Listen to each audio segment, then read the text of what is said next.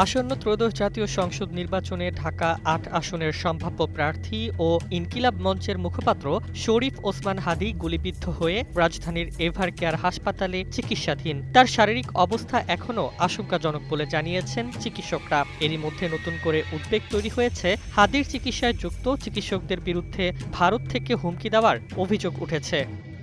নতুন এবং ফিরে আসা গ্রাহকদের জন্য নগদে চলছে ক্যাশব্যাক সহ প্রতিদিন হাজারো উপহার জেতার সুযোগ। হবে আশা আর ফেরা, সারপ্রাইজ সেরা।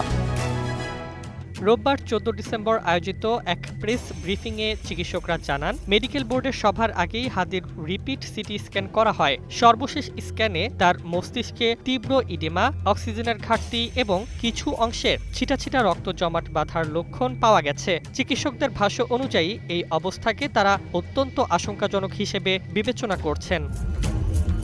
প্রেস ব্রিফিংয়ে আরও অভিযোগ করা হয়, হাদীর চিকিৎসায় যুক্ত চিকিৎসকদের ব্যক্তিগত মোবাইল নম্বর ও অবস্থান সামাজিক যোগাযোগ মাধ্যমে ছড়িয়ে দেওয়া হয়েছে। ভারতীয় বিভিন্ন নম্বর থেকে ফোন করে ভয়ভীতি দেখানো হচ্ছে এবং পরিবারকেও লক্ষ্য করে হুমকি দেওয়া হচ্ছে বলে দাবি করেন তারা।